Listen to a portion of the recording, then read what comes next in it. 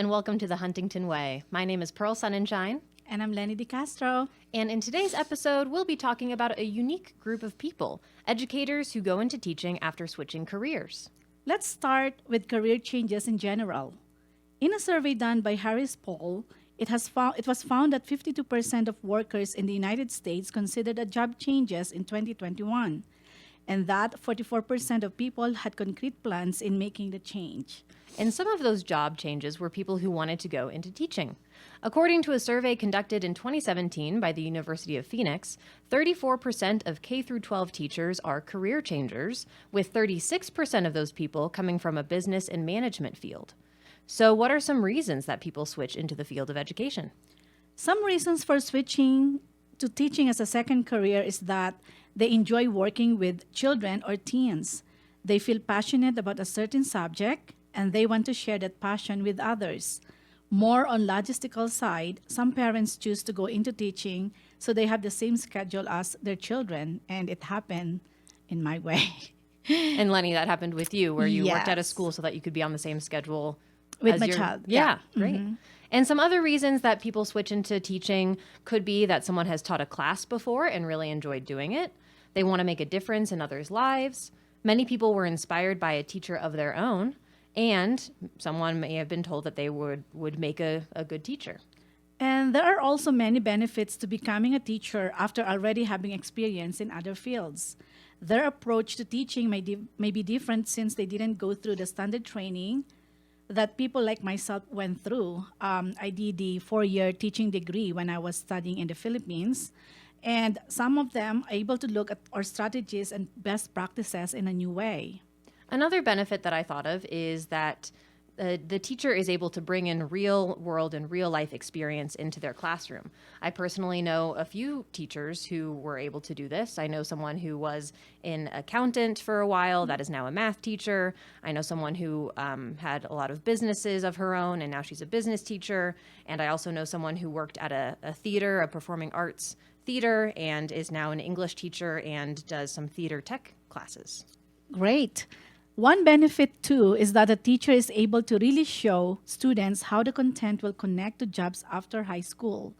The amount of times teachers are asked by students, when will I ever use this in real life? These teachers are able to answer that question based on their personal experiences and past jobs. The teacher is able to decipher the key information that students need to know for life after school. And there are a few challenges to switching into teaching as well. It is one of the most time-consuming careers out there, so depending on what field the person comes from, there may be a large shift in the amount of time and energy put into the job. Because the person is older, some people may assume that they already have lots of experience teaching, which can be a good thing and a bad thing. Other teachers and administrators may not realize this, that the person is new to teaching, so they may not reach out to help out as much because they assume that the person already knows what they're doing. The survey referenced earlier by University of Phoenix found that the most challenging adjustments career changers encounters are classroom management, because they are not used to having it while they are having their own job, adjusting to a school setting, and needing to adapt to how children learn as opposed to adults. Yeah, and just to comment on some of those factors, especially classroom management, it makes sense why people new to the field wouldn't be as used to, being able to manage their classroom, managing these different behaviors, because odds are they're used to working with adults or at least older people. And same thing with, learning how children learn compared to adults. It's very different. We've talked about the reasons that people change careers into teaching and some pros and cons of switching into the field, but let's dive in a bit to how these teachers earn their teaching license. In general, if someone has a degree in the subject they want to teach, they will be able to get the initial teaching license after completing a 1 or 2 year program based on their state's requirements. For people who don't have a degree in the subject they want to teach, there will be a few extra steps to take, including enrolling in a short-term master's program that specifically relates to education or the subject itself. In Colorado, the first step into earning an alternative teaching license is to have a 4-year bachelor's degree in any field. Then the person needs to complete a background check before choosing a specific subject or endorsement area. To be accepted into an alternative teaching program, the candidate must either complete an elementary content exam for people wanting to early childhood, elementary, or special education. For those seeking at K-12 or secondary school for grades 7 to 12 license, they must either hold a degree in that subject, have at least 24 semester hours of college-level coursework in the area, or pass a Colorado State Board of Education approved assessment. Then it's time to obtain a teaching position and apply to an actual teaching program. Typically, teachers earn an alternative teaching license, or people who do earn an alternative teaching license will be completing their program during their first year teaching. With a number of educators leaving the field right now, this is a great opportunity for schools to get other qualified teachers in their building, particularly those who are passionate about their subject. Exactly. Now, another unique group of people who may go into the field of education as a second career are veterans, particularly because so many people in the military leave the force before the quote-unquote typical retirement age that we think of. Many of them go back to school or enter a new field of work. Since 1993, over 21,000 veterans have gone into teaching, which actually isn't as high of a number as I thought it would be. Yes, especially since many people in the military have leadership roles that translates well to teaching.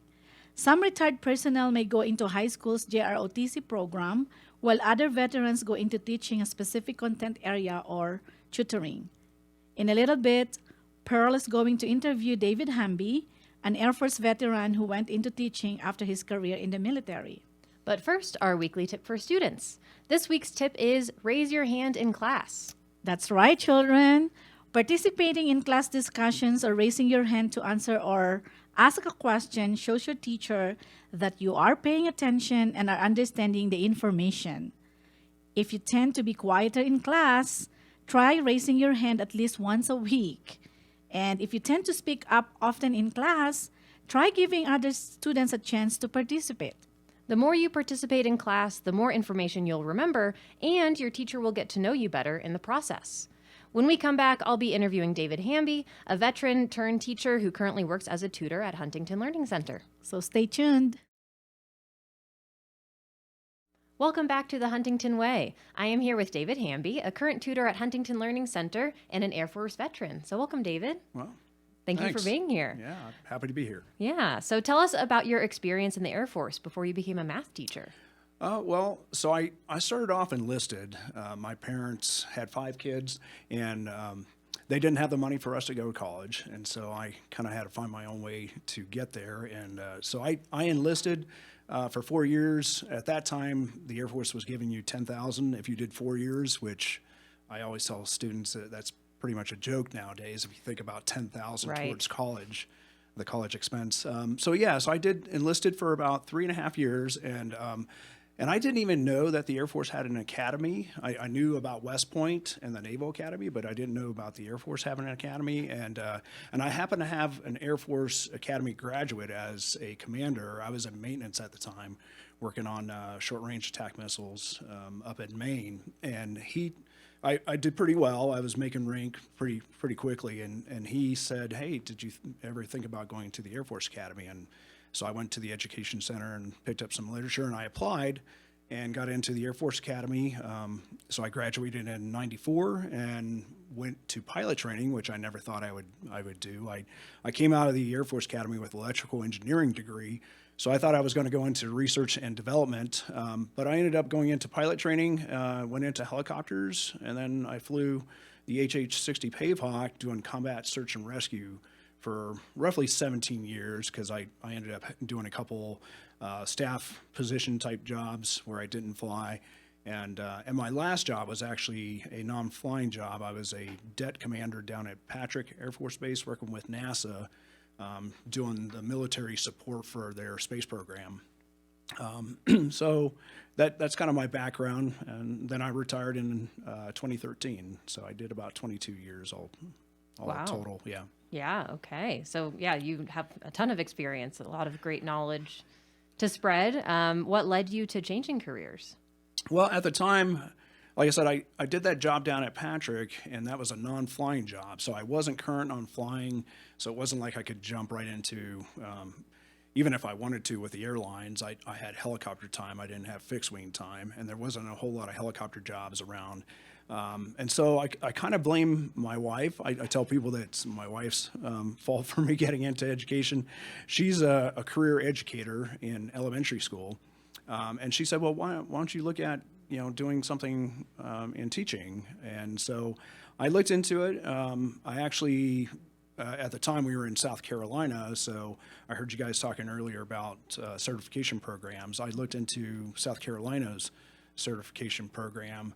And I actually submitted, my transcripts and all that stuff, but it had been over 20 years. And so I got a reply back from South Carolina. I was trying to get certification for math for middle school and high school mathematics. And they wrote back and said, hey, according to your transcript, you're about 12 credits shy. And so you're going to have to take some classes. And so I called them up and said, hey, is there another way I can do this? And they said, yeah, there's an alternative certification program run by a company called ABCTE. I don't know if you've heard of them. It's the American Board for the Certification of Teacher Excellence. I guess they're licensed or approved in 12 to 13 states, and South Carolina happened to be one of them. And so I ended up doing that program. It's a self-paced. You pay them, and it was online. They're self-paced. For roughly 6 months on classroom management, those kind of things, and then you go take a test with like a Pearson testing center, and then once you pass that, then you take a test on whatever particular study area you're trying to get into. So I had so I did 6 months of self-study, dealing with teacher type classroom management, how to structure lesson plans, curriculum, and stuff like that. Took that test, passed it, and then I spent roughly about 6 months doing a mathematics self-paced program. And then I went and took a test that basically approved me all the way up to calculus. And so that's what I did. And then it came time to find a job, and I ended up applying to a private school and got hired there. Okay, wow. And what made you decide on math specifically and middle school and high school as opposed to elementary? Well, having my wife talk about what she was dealing with elementary students, those kind of things, I was like, I don't know if I really want to deal with that. I think I'm more comfortable with older students, and I had coaching experience. I coached soccer for many years, and I did pretty much middle school to high school level coaching, and so I was more familiar with that age group, if you will. Mm-hmm. And so that's kind of why I decided to go to that age group. Okay, yeah. Now, much of your role in the Air Force also involved teaching and training. So how did that role differ from teaching in a middle school or high school classroom, and how are they maybe similar? Yeah, that's a great question. I think I heard you guys talking earlier. Classroom management was something that I definitely had to learn. Mm-hmm. In the Air Force, we would have training days where I'd stand up in front of a bunch of air crew and teach something like anti-hijacking or something like that, something that we had to do every year. And you had a captured audience, and it was adults that their job kind of depended on this, their livelihood depended on this. So it wasn't a whole lot of discipline kind of stuff that we had to do, because they were there because they needed this mm-hmm. in order to do their job. So switching from that to a classroom where you had to, discipline students, keep order, and all that kind of stuff, it was so it was a different type of environment to get used to. Mm-hmm. I think some of the similarities, though, was, you still have to prep, you still have to have your lesson plan, you still have to clearly state your objectives, your expectations, have your resources ready, that kind of stuff. So I think there was a lot of similarity there that carried over. Mm-hmm. And what about the age differences? Were there any similarities or differences in teaching in regards to that aspect? No, a lot of our enlisted air crew, they were pretty much right out of high school. Mm-hmm. So that, 18, 19 kind of year. year period, if you will. And so a lot of that, I think, I was used to that when I got into teaching at Heritage Academy, because I did basically 7th grade all the way up to 12th grade. And so, so the 7th and 8th graders, that came from the coaching side, from coaching soccer and being able to deal with those type of age groups. But obviously the closer up to 11th, 12th grade, that was like dealing with young air crew. So, it wasn't that much of a leap. Okay. Yeah, that makes sense. And you taught at a private school for some time. Can you talk about the pros and cons of working at a teacher in a private school as opposed to perhaps a public or charter school? Yeah. Well, my wife taught for 8 years in public school in South Carolina. And so I could hear, daily what she was dealing with. And then, so when the private school job came up, when I interviewed, they talked about the smaller class sizes. They capped their class size at 15, whereas my wife, she was having, anywhere from 25 to 30 students in a class. Right. At that particular private school, I didn't have to worry about any kind of lunchtime, duties or bus duties or anything like that. And there was the opportunity to do part-time as well. I could just show up and do a couple classes and then be able to leave and take care of other things, which with a public school, that wasn't really an option. So that looking at those options of smaller class size, no additional type duties, and being able to kind of work when I wanted to, and that appealed to me. So that's why I ended up applying to that position.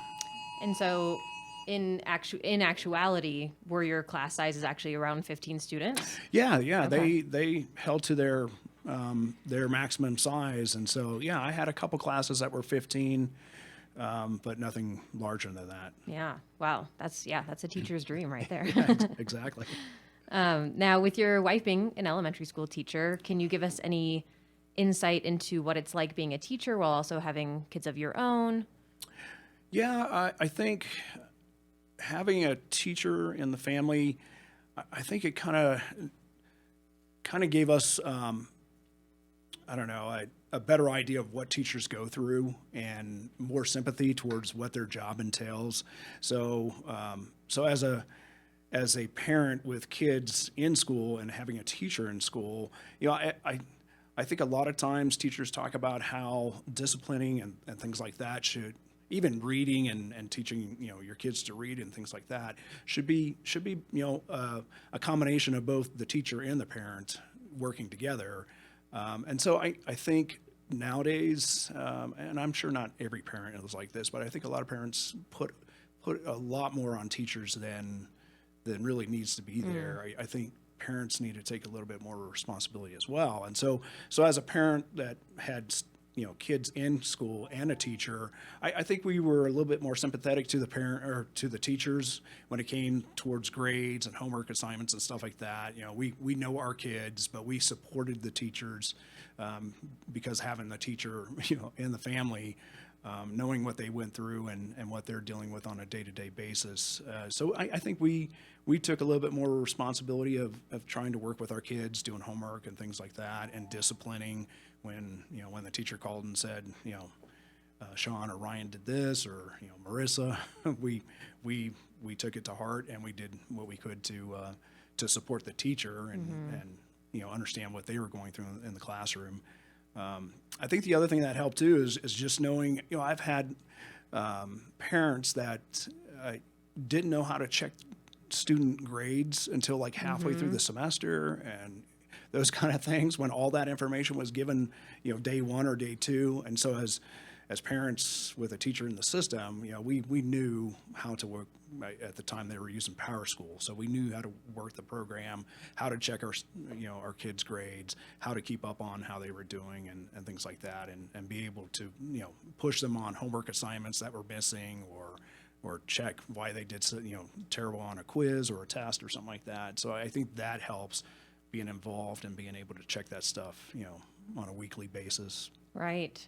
Now, and were you also working full-time while your children were in school? Because I would imagine that would be difficult to navigate, right? Being able to help your kids when you and your wife have have a job outside of being a Yeah, parent. yeah. There was a time period where both of us were full time, and and dealing with, just like every parent, trying to get to practices or recitals or those kind of things. And so it definitely takes teamwork to make all that happen. Yeah. And I think a lot of parents are dealing with that on a day-to-day basis anyway. But yeah, Right. but it does make it tougher. And then knowing that you have to do all those after-school activities and then still get back and grade homeworks or get ready Right. or get a test prepped for the next day. And so so it was challenging. Yeah. Yeah. But definitely worth it, right? 'Cause- Yeah, absolutely. And you're currently a tutor at Huntington Learning Center. What prompted you to become a tutor there, or just tutoring in general? Well, in South Carolina, I actually was tutoring at a 2-year college, a local college called Technical College of the Low Country. They needed tutors for they had a math, they had math and reading and writing tutoring centers. And so I decided to take on a tutoring job during the summer.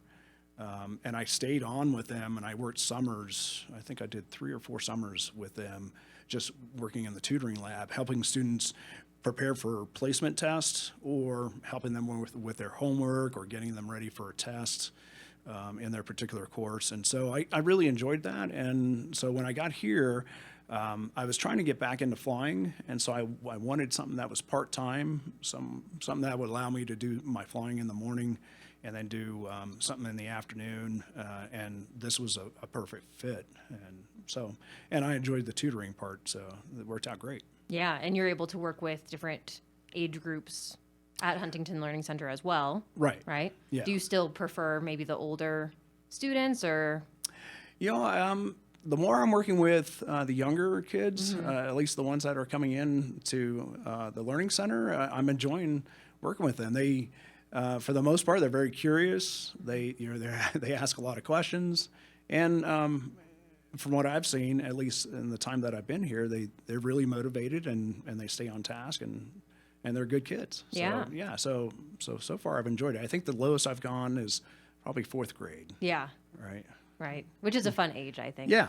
Because it they is. are still curious and all of that. With me having been a high school teacher, that was also a little bit new to me at Huntington Learning Center, is working with the younger kids, but it's not too bad. Right. Exactly. Yeah.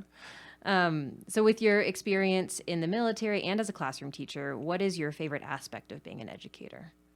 Well, I think we hear it all the time about the light bulb coming on when you're working with students. And I think seeing